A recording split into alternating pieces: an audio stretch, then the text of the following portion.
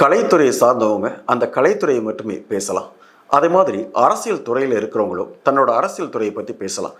ஆனால் இங்கே அரசியல் துறையில் இருப்பவங்க கலைத்துறையில் தேவையில்லாமல் தலையிட்டு மூக்கை நுழைத்து அதில் ஏதாவது கருத்துக்களை சொல்றதும், அதே மாதிரி கலைத்துறையை சார்ந்தவங்க தேவையில்லாமல் சமுதாயத்துக்கு கருத்துக்களை சொல்றேங்கிற பேரில் ஏதாவது ஒரு விஷயத்தை பற்றி பேசி சமுதாயத்தில் தேவையில்லாமல் குழப்பத்தை ஏற்படுத்துறது, இதெல்லாம் சமுதாயத்துக்கோ இல்லை நீங்கள் பேசுகிற மக்களுக்கோ யாருக்குமே எந்த ஒரு பாதிப்பை ஏற்படுத்தாதுங்க. ஆனால் அது யாருக்கு பாதிப்பை ஏற்படுத்தும் அப்படின்னா, எந்த கருத்தை நீங்கள் சொல்கிறீங்களோ அதே கருத்து உங்களுக்கு பதிலாக உங்களுக்கு தான் பாதிப்பை ஏற்படுத்தும். அதுதான் சமீபத்திய நிகழ்வுகள் காட்டிகிட்டு இருக்குது. குறிப்பாக நான் எதை பற்றி பேச வர்ற அப்படிங்கிறது தெரியும். சமீபத்தில் வெளியான கங்குவா திரைப்படம் எல்லாருக்குமே தெரிஞ்சிருக்கும். கடந்த சில வருடங்களுக்கு முன்பாக நடிகை ஜோதிகா அவர்கள் தஞ்சையில் ஒரு கருத்தை தெரிவிச்சிருந்தாங்க. அந்த கருத்து தமிழ்நாடு முழுக்க ஒரு சர்ச்சையை ஏற்படுத்தி இருந்தது. அவரிடம் கேட்கப்பட்ட கேள்வியின் போது அவர் சொன்ன பதில் என்ன அப்படின்னா, அரசு மருத்துவமனைகள் ரொம்ப மோசமான நிலைமையில இருக்குது, அதனால உண்டியல்ல போடுற காசை இந்த மாதிரி மருத்துவமனைகள் செலவிட்டா அந்த மருத்துவமனைகள் தரம் நல்லா இருக்கும் அப்படிங்கிற மாதிரி ஒரு கருத்தை சொல்லியிருந்தாங்க. இந்த கருத்து பல பேராலையும் எதிர்ப்புக்குள்ளானது. அதே மாதிரி நிறைய பேர் சமூக வலைதளங்கள் அவரை பயங்கரமா கலாச்சிருந்தாங்க. அந்த விஷயங்களை ஏன் இப்போ சொல்ல வர அப்படின்னா, இப்போ சமீபத்தில் வெளியான கங்குவா திரைப்படம் ஒரு மிகப்பெரிய எதிர்பார்ப்பை உண்டாக்கி இருந்தது. ஞானவேல் ராஜா தயாரிப்புல சிறுத்தை சிவா இயக்கத்தில் வெளியான அந்த படம் ஒரு மிகப்பெரிய எதிர்பார்ப்பை ஏற்படுத்தியது. ஆனால் படம் வெளியான பிறகு அதோட விமர்சனங்கள் ஒரு கலவையான விமர்சனம் போயிட்டு இருக்குது. குறிப்பாக சொல்ல போனால் அந்த படத்தில் ஒரு மிகப்பெரிய ஒரு பரபரப்பாக பேசப்பட்ட ஒரு விஷயம், படம் ரொம்ப இறைச்சலாக இருக்குது, சத்தம் அதிகமாக இருக்குது, காதில் கேட்க முடியாத அளவுக்கு பயங்கர இறைச்சலாக இருக்குன்னு சொன்னதுனால தயாரிப்பாளர் தரப்புல இருந்து 2 புள்ளிகள் குறைச்சிருக்கோம் அப்படிங்கிற ஒரு தகவல் தெரிவிச்சிருந்தாங்க. அதையும் தாண்டி படத்தை பற்றின எதிர்மறையான சில பேர் சொல்கிறாங்க. படம் ஒரு தடவை பார்க்கலாம் அப்படிங்கிற கமெண்ட் சில பேர் சொல்லியிருந்தாங்க. ஒரு தடவை பார்க்குற படம் நல்லா இருக்குது, கொஞ்சம் எதிர்பார்த்த விஷயங்கள் இல்லை அப்படிங்கிற கொஞ்சம் ஏமாற்றமாக இருந்தது அப்படின்னு சில பேர் சொல்லியிருந்தாலும், சில பேர் ரொம்ப மோசமாக இருக்குது, சூர்யா ஏமாத்திட்டாரு, அந்த மாதிரி எதிர்மறையான கருத்துக்கள் நிறையவே போயிட்டு இருந்தது. இதை ஏன் சொல்ல வர அப்படின்னா, ஒரு படம் ஒரு எதிர்பார்ப்பை நோக்கி பயணிச்சுட்டு இருக்கிற நேரத்தில் இதற்கு வர்ற விமர்சனங்கள் எப்படி நீங்கள் புகழ்ச்சியை நீங்கள் எப்படி ஏற்றுக்கிறீங்களோ அதே மாதிரி எதிர்மறை கருத்துக்கள் வரும்போது கண்டிப்பாக விமர்சகர்கள் என்ன சொன்னாலுமே அதை ஏற்றுக்கிற மனப்பக்குவத்துக்கு நீங்கள் ஆளாகணும் அப்படிங்கிறத சொல்ல வரேன். ஏன் சொல்கிறேன் அப்படின்னா, நீங்கள் இந்த படத்தை பற்றி பேசும்போது நிறைய விஷயங்கள் சொல்லியிருந்தீங்க. குறிப்பாக அந்த படம் ரொம்ப பிரமிப்பாக இருக்கும், இது உலக அரங்கில் பேசப்படும் அப்படிங்கிற போது ரசிகர்களுக்கு ஒரு மிகப்பெரிய எதிர்பார்ப்பு இருந்தது. அதே நேரம் அந்த எதிர்பார்ப்புகள் இல்லைங்கும் போது இந்த மாதிரியான விமர்சனங்கள் வருவது ஏற்றுக்கொள்ளுதான் ஆக வேண்டும், வேறு வழி இல்லை. அதே நேரத்தில் இந்த பிரச்சனைகள் அதாவது இந்த படத்தை பற்றின விமர்சனங்கள் எதிர்மறை விமர்சனங்கள் நிறைய போயிட்டு இருந்ததுனால நேற்றுக்கு இது ஜோதிகா அவங்களோட கருத்துக்களை பதிவிட்டிருக்கிறாங்க. அந்த கருத்துக்களில் என்ன சொல்லியிருக்காங்க அப்படின்னு பார்த்தீங்கன்னா, இந்த சூர்யாவோட முயற்சியை ரொம்பவே பாராட்டுறேன், சூர்யாவை நினச்சி ரொம்ப பெருமைப்படுறேன். இதை சூர்யாவின் மனைவி அப்படிங்கிற இதில் எழுதலை, நான் சூர்யாவுக்கு ஆதரவாகவும் நான் எழுதலை. அதே நேரத்தில் இந்த சினிமாவை ஆதரிக்கிற ஒரு பர்சனாக நான் இதை சொல்கிறேன், இந்த பதிவை நான் கொடுக்குறேன். சினிமாவை அடுத்த நிலைக்கு கொண்டு போகணும்னு நினைக்கிற சூர்யாவோட கனவை நினச்சி நான் ரொம்பவே பெருமைப்படுறேன். அதே நேரத்தில் இந்த படத்திற்காக கிட்டத்தட்ட நிறைய பேர் உழைச்சிருக்கிறாங்க. அதே மாதிரி இந்த படத்தில் நிறைய நல்ல விஷயங்கள் சொல்லப்பட்டிருது. ஆனால் அந்த நல்ல விஷயங்கள்லாம் விமர்சகர்கள் கண்ணுக்கு ஏனோ தெரியாமல் போயிடுச்சு, ஏனோ மறந்துட்டாங்க. ஆனால் இதே மாதிரி இரட்டையர்த்த வசனங்கள்லாம் நிறைய படம் வருது, அதை பற்றிலாம் விமர்சகர்கள் யாரும் விமர்சிக்கல. இந்த படத்தில் கூட நிறைய நல்ல கருத்துக்கள் சொல்லியிருந்தோம். அதே மாதிரி பெண்களுக்கான ஆக்ஷன் காட்சியில கூட ரொம்பவே நல்லா பண்ணியிருந்தோம், எல்லாரும் பாராட்டக்கூடிய அளவில் பண்ணியிருந்தோம். குறிப்பா 3D காட்சிகளில் ரொம்பவே அழகாக படக்குழு சூப்பராகவே எடுத்திருந்தாங்க. இதெல்லாம் கைத்தட்டக்கூடிய அளவுக்கு இருந்தது. ஆனால் விமர்சகர்கள் கண்ணுக்கு ஏதோ இது தெரியாமல் போயிடுச்சு அப்படின்னு ரொம்ப வருத்தமாகவே பதிவு பண்ணியிருக்காங்க. அதே மாதிரி படத்தோட ஒளிப்பதிவும் சரி இல்லை மற்ற காட்சிகளும் சரி ரொம்பவே அழகாக எடுத்திருக்காங்க, படக்குழு ரொம்பவே அழகாக பண்ணியிருக்காங்க அப்படிங்கிற ஒரு விஷயத்தை சொல்லியிருக்காங்க. அதே நேரத்தில் இந்த படத்தை மதிப்பீடு செய்யக்கூடிய விமர்சகர்களுக்கு ஏனோ இந்த நல்ல விஷயங்கள்லாம் கண்ணுக்கு தெரியாமல் போயிடுச்சுன்னு மறுபடியும் தன்னோட வருத்தத்தை சொல்லியிருக்காரு.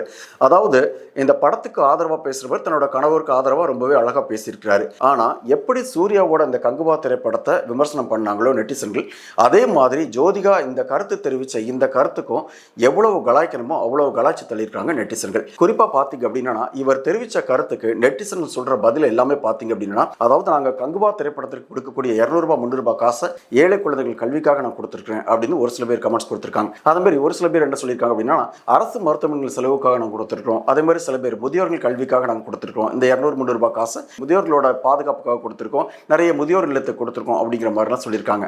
இப்போ நீங்கள் யோசிக்க வேண்டிய விஷயம் என்ன அப்படின்னு பார்த்தீங்கன்னா, இந்த ஒரு கருத்து, ஒரே ஒரு கருத்தை ஜோதிகா அவர்கள் சொல்லியிருந்தது இத்தனை வருடம் ஆனாலும் அது எங்கு தாக்கத்தை ஏற்படுத்துது, எப்படி தாக்கத்தை ஏற்படுத்துது அப்படி பார்த்தீங்கன்னா, எந்த கருத்தை யார் சொன்னாங்களோ அவங்களுக்கு அதே கருத்து அவங்களுக்கே பதிலடியாக கொடுக்குது.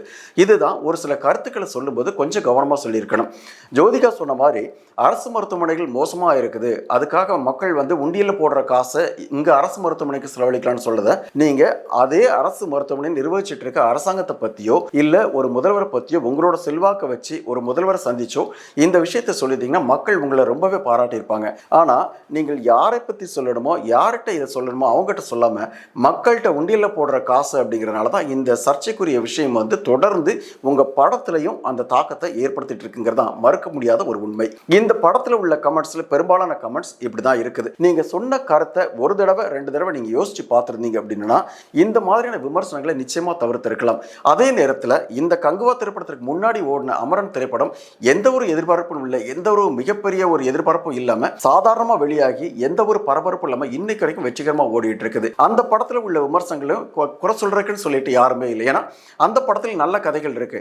அதே மாதிரியான கதையை தான் கங்குவா திரைப்படத்துக்கு எதிர்பார்த்தாங்க. ஆனா கதைகள் கூட இல்லைன்னு சூரிய ரசிகர்களே நான் எதிர்பார்த்த கதை இல்லை, கதை ஒன்றுமே இல்லை இந்த திரைப்படத்தில் அப்படிங்கிற ஒரு விஷயத்த சொல்லும்போது நீங்கள் அந்த படத்தையும் இந்த படத்தையும் கம்பேர் பண்ணி பார்த்தாலே உங்களுக்கு புரிஞ்சிருக்கும். ஒரு விஷயத்தை நீங்கள் சொல்லும்போது நீங்கள் தெளிவான விஷயமா சொல்லி இந்த சமுதாயத்தில் நம்ம சொல்லக்கூடிய கருத்து எப்படி பிரதிபலிக்கும் அப்படிங்கிறத ஒரு தடவைக்கு 2 தடவை யோசிச்சு சொல்லணுங்கிறதுக்கு இந்த கங்குவா திரைப்படம், இந்த ஜோதிகா அவர்கள் கருத்து இதுவே ஒரு மிகப்பெரிய உதாரணமாக இருக்குன்னு கூட சொல்லலாம். மறுபடியும் சொல்ல வர்றது இதுதாங்க, கலைத்துறையில் இருக்கிறவங்க அந்த கலைத்துறையில் எவ்வளவோ குறைபாடுகள் இருக்கு. இதே கருத்தை கூறிய ஜோதிகா அவர்கள் அந்த கலைத்துறையில் பெண்களுக்கு பாதுகாப்பு இல்லைங்கிறாங்க. அந்த பாதுகாப்பை பற்றி பேசியிருக்கலாம். கலைத்துறைகளில் எவ்வளவு விஷயங்கள் இருக்குது. கலைத்துறையில் நிறைய பேர் தற்கொலை பண்றாங்க. அந்த தற்கொலையை தடுக்கிறதுக்கு ஏதாவது ஒரு கருத்துக்களை சொல்லலாம். இப்படி எவ்வளவோ கருத்துக்கள், நீங்க எவ்வளவோ குறைபாடுகள் கலைத்துறையில் இருக்கும்போது அந்த துறையை சார்ந்த நீங்கள் அந்த துறையில் உள்ள குறைகளை பற்றி பேசினால் இன்றைக்கு எந்த ஒரு பிரச்சனையும் இல்லை. தேவையில்லாமல் பொதுமக்களுக்கு அரசியல் கருத்து சொல்றீங்க பேர்ல ஆற்றில் ஒரு கால் சேற்றில் ஒரு கால்ங்கிற போல ஜோதிகா மட்டும் இல்ல சூர்யாவும் இதே போல கருத்தை சொல்லி சிக்கிக்கொண்ட நிறைய விஷயங்கள் இருக்குது. அவர் சொன்ன கருத்துக்களும் இன்றைக்கு வரைக்கும் சர்ச்சைக்குள்ளாய் போயிட்டு இருக்கு. ஒரு நடிகராக இருக்கட்டும், நடிகையாக இருக்கட்டும், நீங்கள் சார்ந்திருக்க துறையை பற்றி பேசுங்கள், நீங்கள் சார்ந்திருக்க துறையில் உள்ள குறைகளை பேசுங்கள். அதுதான் உங்களுக்கும் நீங்கள் சார்ந்து பயணிக்கக்கூடிய கலைத்துறைக்கும் நல்லது. அதே மாதிரி பார்த்தீங்க அப்படின்னா சமீபத்தில் ஒரு பெரிய விஷயம் பார்க்கப்பட வேண்டியிருக்குது. விமர்சகர்கள்ங்கிற பேர்லையும் ஒரு யூடியூப் சேனல்ங்கிற பேர்லையும் திரையரங்கள் முன்னாடி ஒரு மைக்கை வச்சுட்டு ஒரு படம் வெளியான அடுத்த 1 மணி நேரத்திலேயே அந்த படத்தை பற்றி நிறைய பேர் நிறைய கமெண்ட் சொல்லுவாங்க. நீங்க பார்த்துட்டு படம் சூப்பரா இருக்கு சார், படம் நல்லா இருக்கு சார், பார்க்கலாம் சார், ஒரு தடவைக்கு 2 தடவை பார்க்கலாம் அப்படிங்கிற கமெண்ட்ஸ் எனக்குமே வெளியே வராது. படம் நல்லாவே இல்லை சார், குடும்பத்தோட போனோம் சார், சுத்தமா நல்லா இல்லை சார் அப்படின்னா அந்த நெகட்டிவான கமெண்ட்ஸை மட்டும் ஃபர்ஸ்டா போட்டு அதுல தங்களோட வியூஸ்க்காகவும் லைக்ஸ்க்காகவும் அந்த நெகட்டிவான பப்ளிசிட்டி தேடுறது சமீபத்தில் ஒரு ட்ரெண்டாவே போயிட்டு இருக்குது.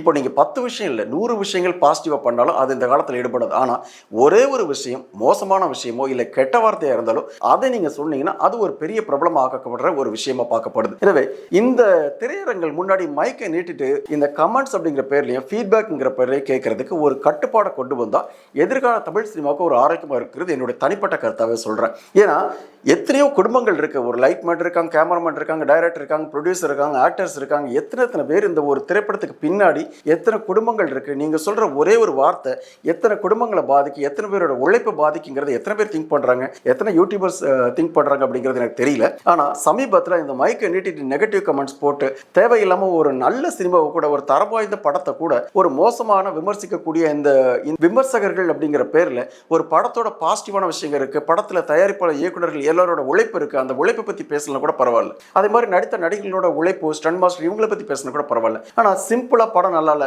இப்படி இல்லை அப்படி இல்லைன்னா அதுல குறைகளை மட்டுமே பேசுற நீங்க அதுல நிறைகளை பத்தியும் கொஞ்சம் பேச ஆரம்பிங்க. அதற்காக இவ்வளவு உழைப்பு போட்டிருக்காங்க, இவ்வளவு கஷ்டப்பட்டிருக்காங்க, இந்த சீன்ல இவ்வளவு கஷ்டப்பட்டிருக்காங்க, இந்த சீன்ல சூப்பரா நடிச்சிருக்கலாம், இன்னும் கொஞ்சம் நடிப்பு அதிகப்படுத்தணும், இப்படி சொல்லி ஒரு பாசிட்டிவான விஷயங்களை கொண்டு வந்தா எதிர்கால தமிழ் சினிமாவுக்கு நீங்க உதவியாக இருக்கும். அதே நேரத்தில் எதிர்கால தமிழ் சினிமாவுக்கு ஒரு ஆரோக்கியமான வழியை நீங்க காட்டின மாதிரியே இருக்கும். மீண்டும் மற்றொரு நிகழ்ச்சியில் சந்திக்கலாம். நன்றி, வணக்கம்.